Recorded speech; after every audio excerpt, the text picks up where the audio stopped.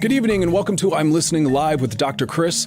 I'm Listening is a 24/7, 365 initiative that works to destigmatize talking about mental health. We got a great show planned for you. We've got Chilli from, of course, the iconic TLC, as well as Joslyn DeFreece from Strange Angel on CBS All Access.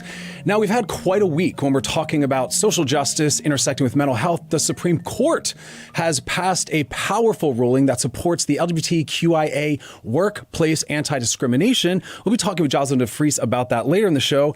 But we also have to talk about here in California, as well as elsewhere, the COVID infections continue to rise. California has had their single day record yesterday, with half of them being here in LA County. Now, the positive is that certain sectors and airlines are starting to take that seriously. Major airlines are now enforcing and demanding that all passengers wear masks. They're also discontinuing alcohol service so as to decrease interaction and also time that people aren't wearing masks. We also see a lot of things still happening inspired by the Black Lives movement, and that is things like the band Lady Antebellum dropping words like antebellum, which are historically related to slavery. We also see brands like Aunt Jemima and Uncle Ben changing their branding. This is powerful. Why? Because in mental health, we have a syndrome called minority stress. And that's related to any identity, whether it's race, gender, or sexual orientation, daily going under chronic, ongoing discrimination or bias. Now, mental health is about inclusion, acceptance, but even more powerfully, actual celebration. And so when someone is marginalized or exploited in an ongoing basis, of course, that stress is going to lead to heavy rates of trauma. And that's why we are working powerfully on doing all we can to reduce that. Now, let's go to the iconic Chilli from TLC. How are you? Welcome to the show. I'm good. How are you? I'm doing well. So I like to ask all my guests to start off, how right now through everything is your mental health? I would say it's pretty good. It's a good word. I like that. Yeah. And what kinds of self-care are you engaging in to really help support your mental health? Well, first of all, I eat very clean. I think, God put all kinds of nutrients here on earth for us. We just got to get to it and do it, So I eat very healthy. I think that plays a big part. Different foods support your brain and your mood, all kinds of things like that. So that's what I do. And I work out. I saw on your IG that you mentioned oregano oil. And I know when someone mentions that they are diehard nutrition. Yes. I love it's funny. The pure oil itself, obviously, this. If you don't, it's like you have to really know how to do it. So if you put it under your tongue and wait 3 seconds too long, it's going to burn and you're going to have a horrible experience. But, they have the pills too. So I take both, and I take cod liver oil. All right. Take it. Yeah. I'm on it. I'm tough. I do 3 drops in a glass of water and pound that. Oh, yeah. You're brave because it burns, but it works. It really works. And then if I feel myself catching a cold or something like that, I'll stick with the liquid and I'll do it maybe 3 times a day for a couple of days. And that usually does the trick for me. So knowing you were coming on, I was just doing my own little exploration of your music. I've been a big fan of you guys since the beginning. And what was really fascinating is when I looked at your legacy through the lens of mental health and social justice, I noticed that you guys have been in the game since, Ain't Too Proud to Beg was about safer sex and talking about sex. We had Waterfalls addressing HIV. We had No Scrubs talking about female empowerment. We have Unpretty talking about body positivity. Was that planned, or did you guys just naturally come to that? That's just us, everything that we did and still continue to do, it's just naturally who we are as women, and it's funny because when when our first album was out, actually Ain't Too Proud to Beg, and when the album came out, parents, moms were sending in letters talking about, because we looked like we were 14 years old. We were 20 and 21. And they thought we were children talking about these subject matters. And it was hilarious. And we were and it's funny because when you think about a 20-year-old, they're really not that grown. But, hindsight is 20/20. But Yeah, it was so crazy in the beginning, parents calling us feminist. That's what they did. And at first we were like, feminists? We're not feminists. But when you think about it, I'm like, yeah, we are. But not in a crazy radical kind of way, and we feel like the things that we talk about are from a woman's point of view, but a lot of our songs, guys can relate to also, especially the No Scrubs one that you mentioned. Well, yeah, you gave us a place to talk about these things because I think watching the Ain't Too Proud to Beg video was the first time I'd ever seen a condom in public. Yeah. Yeah.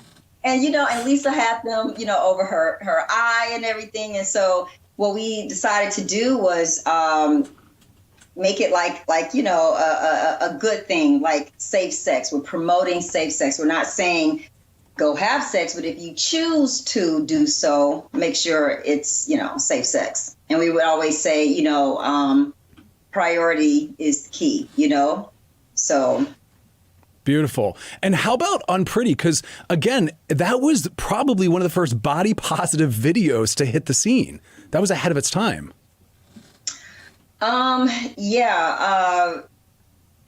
Yeah, we told a few stories in Unpretty because, people experience so many different things, whether it's, the way you feel about yourself inside or, outside. I mean, we all have some level of insecurity, something we like, oh, if I could change this or that. But ultimately, it is about embracing everything, and being okay with how you look and what your shape is like. Because to me, what I promote all the time is just good health.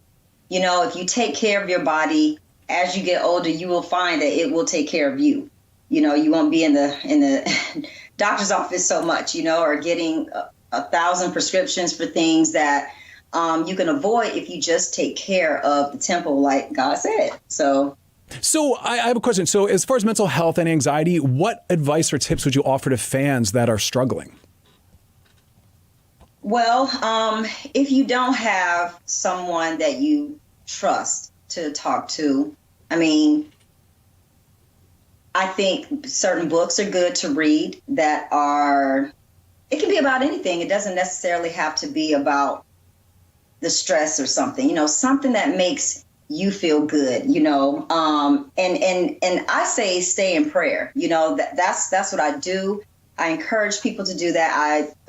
There's so many wonderful scriptures in the Bible that you can find that really helps you. It feeds your soul. And I think sometimes just getting out the house. I know that we can't get out the way that we used to during these times right now. But, if you can just walk on your street or go to the park, and just allow yourself to feel how you feel. Because a lot of times what brings on stress and makes it even more, or just the whole mental breakdown, is that a lot of people feel like they have to keep it together. And it's okay to let it go. It's okay to do that. We all have to let it go. Because otherwise, when it's all cramped up inside of you and you keep holding on to it, it's going to come out and it could be really ugly. And that's what you don't want to experience. And would you say, you were talking also about how the industry is very grueling and the high levels of stress from touring and everything you'd encounter led to acid reflux. So have you been trying to reduce stress with exercise and diet? Is that, and also faith, is those your three go-to? Well, definitely my faith. I'm at Seventh-day Adventist. I grew up Seventh-day Adventist actually and fell off. You have to make your own way. And I came back, because that speaks to me. And so definitely my faith and having a very strong mom and a strong system, around me, my personal crew. It's very small, but I can call either of them and we pray together. We talk about things and I feel safe. They feel safe with me. And I think that is very important if someone can have, a circle like that, and because I always say the best family are handpicked families, those are the best family members in my opinion. And that's been wonderful for me because sometimes, you need to talk about things. Some things, I think you should pray about everything, but sometimes you got to just talk out loud. And it's not always about getting advice from someone you love and admire. It's just about venting. Just hear me out right now. I just need to get this out. And so I'm very blessed to have that. I love that because that's one of the things I was talking about with, our listeners through COVID is that I believe, like you just said, our mental health is so powerfully tied to our relational health and surrounding yourself with healthy people because we're influenced by those we spend time around. Absolutely. That is so true. And it's funny because every time everyone comes around me, then they make sure they eat right or they're drinking their water because my mom calls me the food police, but I don't know. I've been called that as well. High five to you. Yeah, thank you. We're trying to save people's lives. That's right. That's what we're trying to do, so because anytime I read about things, like I love going to the grocery store. It is absolutely one of my most favorite things to do. And I read labels and I compare. I just love it. It's our hobby. It's our hobby, right? I'm telling you. So I really don't like to go to the grocery store with certain people in my family because I feel rushed, and that is not it.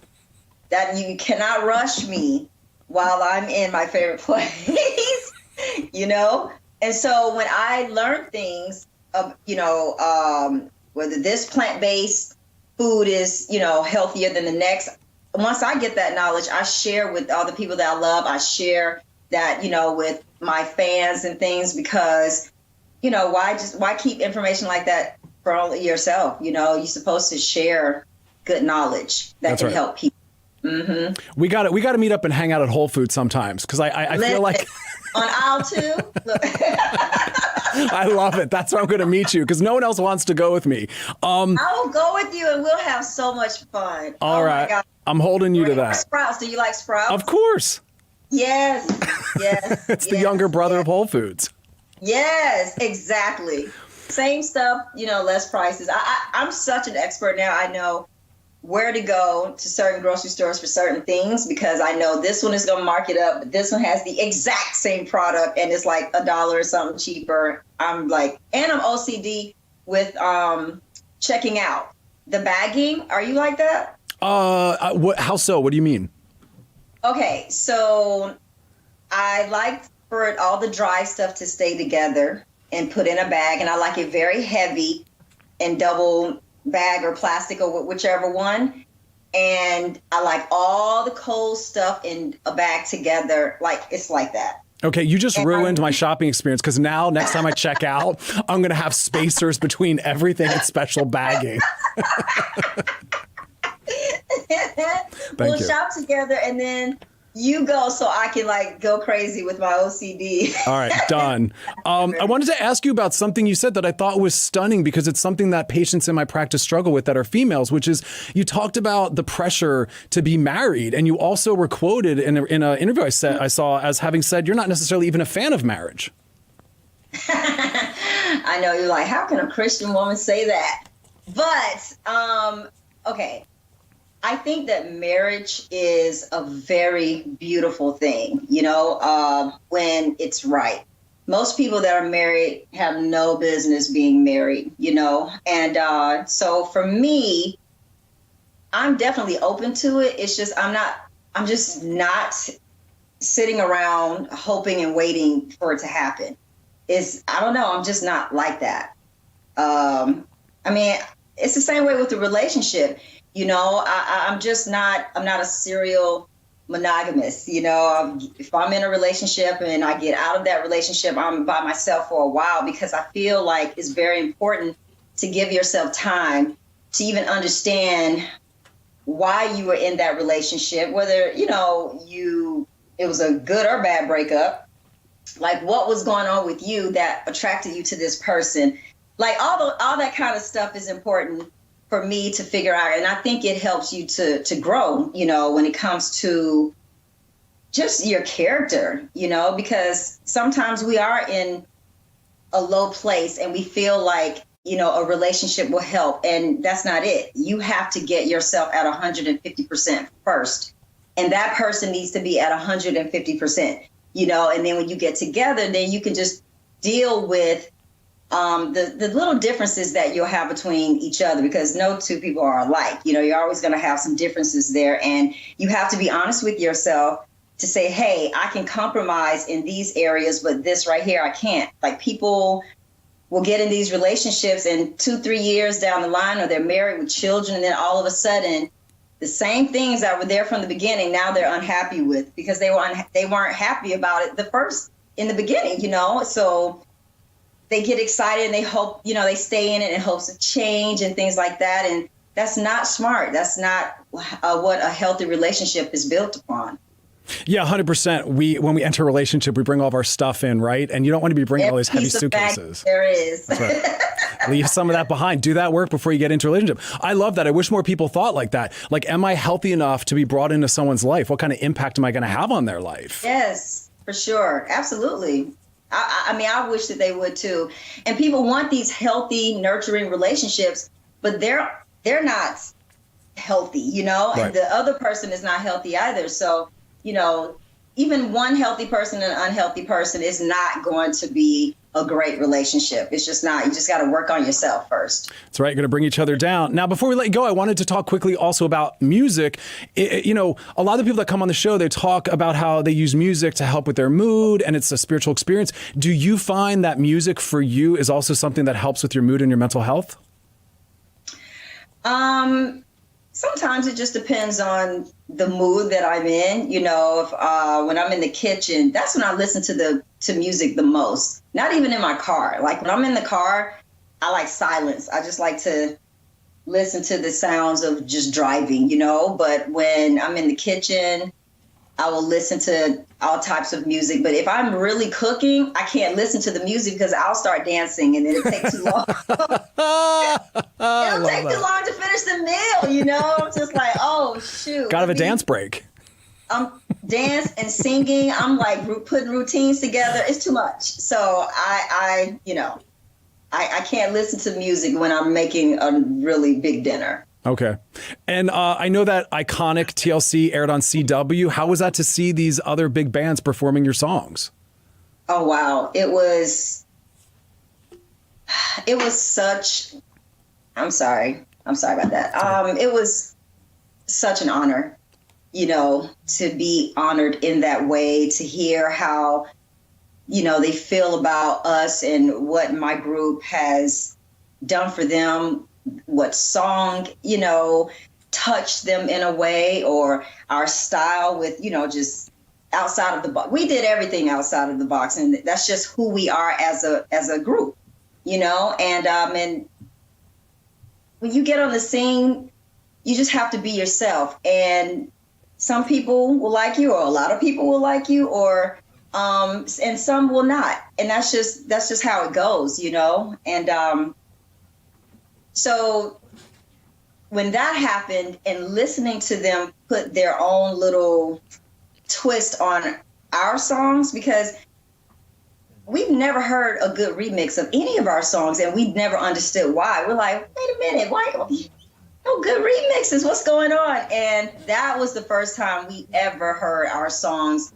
basically remixed. Wow. In a way that was amazing. It sounds so good. I'm telling you, it touched me. It brought tears to my eyes. Oh, wow. I was trying to fight it back. I was like, like, oh man, I'm going to break. But, it's just, I was just so thankful that they did that. So we're very blessed to be able to, and to still be alive, to hear people, they can tell you themselves how they feel about you and what your music has done and continues to do for them. So it's kind of like, you know what, Lord, all right, we're doing what we're supposed to be doing. Well, your music is that music where no matter where you are, no matter who it is, if it comes on, everyone starts bopping to it. So you've done something right. Chilli, thank you so much for being a part of the show, and I will see you in aisle 2 at Whole Foods. Aisle 2 at Whole Foods, or aisle 4 at Sprouts. That's right. I'll see you there. Have a beautiful night. You too. All right, be well. Bye-bye. And I love that advice that Chilli gave. There are so many books that are written that touch upon every level of mental health. Use those as a resource. And of course, going outside, moving our bodies is so good for our physical and mental health. And for those that have a spiritual or religious background, tap into that. Powerful tools everywhere. And now we're going to go to actress and trans activist Joslyn DeFreece, who is currently season 2 Strange Angel on CBS All Access. Welcome to the show, Joslyn.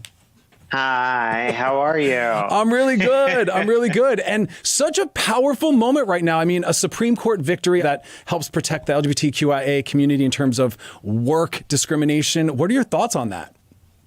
I mean, it's huge. It's huge. It's opening up so much space for, it's setting a precedent for the way that things need to happen, especially with what, the Trump administration had just said on Friday, saying that, trans healthcare could be taken away. So, it was like this low, and then it's like, okay, so this battle that had been being fought with Amy Stevens or, Rachel Tudor,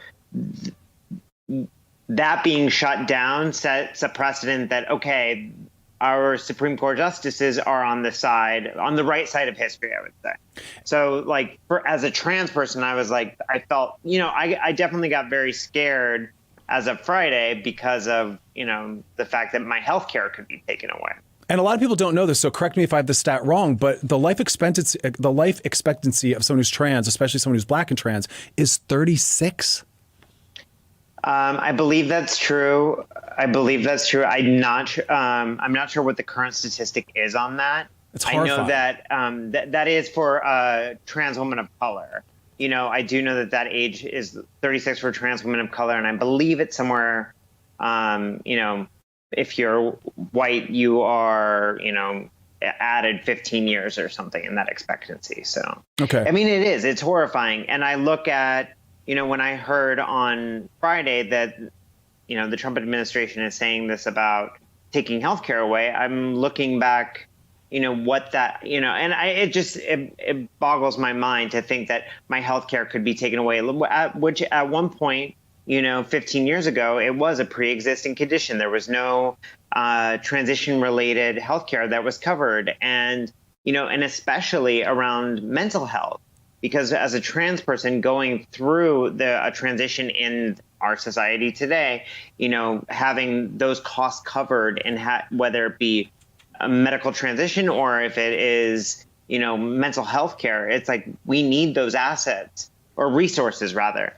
And so, I think, honestly, I started crying on Monday when I heard this because of, the battle that's been going on, and hearing like the insanity of, a professor being fired because she was trans, and these things are, they can't be happening in our country anymore. And I think that when this comes through, or when this came through, it really showed, okay, so our country is behind us more than it has seemed, especially over the past 3 years. At the same time, it's also, with everything else that's going on in the world, it even shows how much more we have to be fighting right now for especially Black trans women who are being murdered at an alarming rate. So it's like, this is a huge step forward, and it's also, it's just a reminder that when we activate that, we can make change. Yeah, and it's so heartbreaking because the battle's not over, right? Like, we're talking about workplace safety, we're talking about healthcare, but talk about, for our listeners who aren't familiar with the trans experience, what it's like day to day to live in a country where you have our president and the current administration actively trying to roll back rights and just the right to life. It's overwhelming. And, prior to chatting with you today, I was thinking about, what it was like prior to the Obama administration, but before the first time I'd heard a president utter the words transgender or being inclusive, and I was taken back to the days where, when people would talk about the LGBT community, even on the far left, would always leave out trans.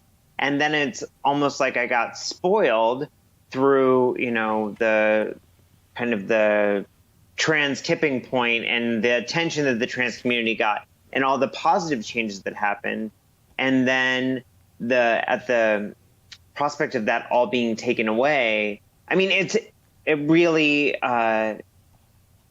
it becomes really abusive for trans people. It becomes very, I've seen in my community and the conversations that I have that people just feel defeated. The amount of people that have felt like it's hard to fight. And these are women, these are trans people who are continually fighting and continually, in the public eye, or continually doing activist work. And they're still overwhelmed and, waking up days where they're like, I can't get out of bed. This is awful. I can't stand hearing this stuff anymore. And, that's even more, for myself, until recently, I guess I felt that I was, there was only so much that my voice could do. And today I'm very much reminded that my voice be, one voice amongst many can make great change. And I think a lot of people don't realize that historically the LGBTQIA community wasn't always supportive of each other, and that trans individuals were often left out of the gay dialogue and the gay rights movement. Absolutely. Absolutely. So what tips do you give to trans individuals that are struggling right now with their mental health? I mean, just in general, but also watching everything that's happening in the administration and the news. I would say that a great resource for people is It Gets Better. I mean, online today, it's fantastic. If you just Google like resources for trans people, the amount of different resources that will pop up are actually, it's incredible to me that, at one point it was like It Gets Better was probably the only resource. And today there's so many. I would say that the number one thing to remember is that, this moment will change. This whatever negativity that seems like it's ongoing. It's like if you hang in there, it will get better. I have seen that in my own life. I've seen that in almost every trans person I know. Yet that is not to say that people are not dying, that there is not horrific things happening. But I do truly believe that, and I have seen for many people that if they continue pushing and growing, that, and whatever that means, if it means therapy, if it means connecting with other trans people, which I honestly think right now is a huge, huge piece, connecting with other trans people can elevate mood. I know for myself that the sisterhood I have with my trans girlfriends, it's like a place where I feel accepted and understood that I don't anywhere else. I'm starting to see now more than ever how important community building is for mental health and everything. And also, I noticed today that we just finally got the country's first trans exclusive suicide hotline. And I'm sad that it has to exist, but I'm glad that we have it and it's there. I was unaware of that. Just saw that, I think, this afternoon. Yeah, so it's brand new. Yeah, but wow. And congratulations on season 2 of Strange Angel. I mean, not only a great show, not only All Access has the most amazing projects on there, but also so inclusive. I love seeing that. There's so much happening this year and ahead of us. Yes. Absolutely. It's wonderful to have a representation, and as we're talking about where we are today, playing. It's a period project, so. Playing a trans person in history, it's like we have been here throughout history, and to be able to be representation of that is fabulous. And I think right now more than ever is the important time to say trans people have always been here, whether it's a character from the 1930s that escaped Nazi Germany, which there were many. It's also Marsha P. Johnson, which is, knowing our history as far as the Black Lives Matter movement is happening right now, and being behind that and knowing our history and knowing that I am not separate from that movement, that I need to be a voice amongst that movement in honor of my history. So beautiful. Joslyn DeFreece, thank you for everything you're doing. And everyone check out season 2 of Strange Angel on CBS All Access. Always a pleasure to see you. You're a dear friend, and I miss keeping up with you. We'll talk soon. Yeah, good to see you. Have a great night. Be well. Love you. Bye. And there it is. So many resources available, so much change happening. 2020 is a big year for so many things, but we got to keep the momentum moving. So I always challenge everyone, pick one level of activism, make it your focus, and community. Build community, connect to community. For those that need more resources, we're going to put up some important numbers after the show. We'll be back on Thursday night, 5 p.m. Pacific, 8 p.m. Eastern, and all of our shows. You can check out the old ones on alltheradio.com handles. As always, thanks for hanging out, and you all have a beautiful, beautiful night.